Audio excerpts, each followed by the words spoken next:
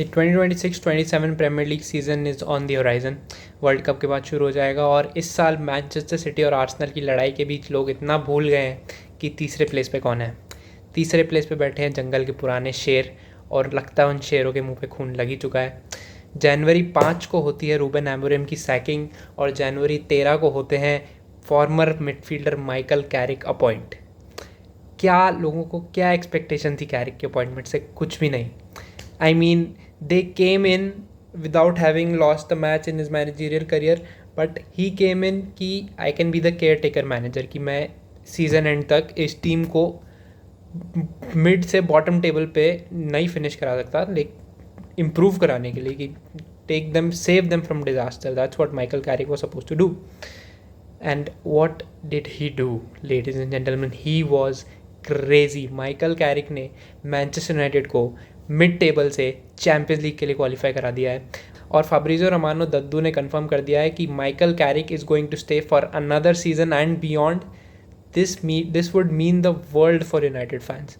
Like, पहला appointment होता है कैरिक का, पहला गेम अगेंस्ट मैन सिटी, फाड़ देता है मैन सिटी को। There is no competition at all, और पेप की team looks like a bunch of school boys उस मैनचेस्टर यूनाइटेड स्क्वाड के आगे। Bruno Cunha, we all seen that fucking reel, right? It was crazy. Manchester United deal करती है Pep को एक 2-0 loss, और just after that Man City win, Manchester United go on to defeat title favourites Arsenal in there very next game. लोगों के जीवन बदल गए होंगे भाई ऐसा रिजल्ट देख के। This was the craziest shit ever. I remember watching those games and it was amazing. I am not a United fan, but I love to see them succeed, I don't know why. और अब champions League के लिए qualify हो चुके हैं वो लोग, and you know what comes with Champions league? signings, big names, and that is what is following Manchester United right now. And I think अगर कैरिक रहा, परमानेंट हो चुके हैं वो, अगर कैरिक बियॉन्ड रहा और इस सीज़न जैसा ही परफॉर्म करती है Manchester United, I think they can be the dark horses of this Champions League season.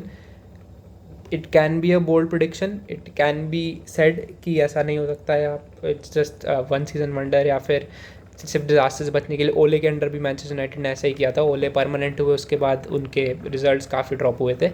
लेकिन अगर कैरिक की परफॉर्मेंसेज ऐसी ही रहती हैं तो Manchester United can be the dark horses of the Champions League. एक बड़ा झटका टीम को ये लगेगा कि Casemiro will be leaving the club. He has confirmed कि इनका लास्ट सीजन है। गोटेड प्लेयर और बहुत ही इंपॉर्टेंट मैनचेस्टर यूनाइटेड के मिडफील्ड के लिए। But with Champions League qualification, as I said, comes signings, and Manchester United will need that one superstar midfielder in their midfield. अब वो हो सकते हैं एलियट एंडरसन, वो हो सकते हैं एंजेलो स्टिलर, वो हो सकते हैं कार्लोस बलेवा, जिनके लास्ट सीजन भी काफ़ी रूमर्स आए थे, और वो हो सकते हैं Sandro टोनाली।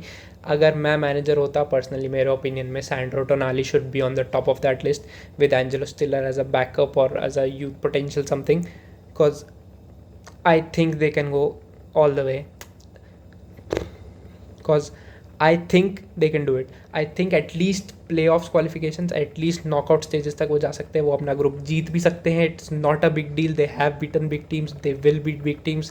That's just the way they play. Statistically, Michael Carrick ने अभी तक 15 मैचेस मैनेज किया है इस सीज़न यूनाइटेड को. उन 15 में वो जीते हैं 10, हारे हैं 2 और ड्रॉ करे हैं 3, विच इज़ क्रेजी. रैडक्लिफ भाई साहब की तो हार्ट अटैक के सीन हो रहे होंगे ऐसे रिजल्ट देख के. उनको आदत ही नहीं ना भाई, कचरा खेलते देखा उनने अपनी टीम को. But not to take anything away from Ruben Amorim, it's like debatable. May people hate him, some people like him, some people hate him, but इतना कह सकते हैं he was not adaptive.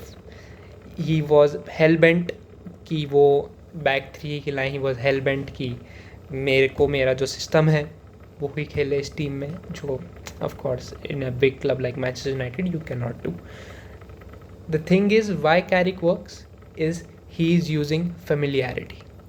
Michael Carrick आए, उनने back 3 को convert किया back 4 में. Manchester United काफ़ी ट्रेडिशनल फुटबॉल खेलती है, 4-2-3-1. कैसेमीरो मेनू फील्ड में, ब्रूनो अपने बहुत ज़्यादा अटैकिंग ट्रेडिशनल अटैकिंग रोल में, और उनकी फ्रंट 3 साइनिंग्स एम्बूमो, कूनिया और सेस्को.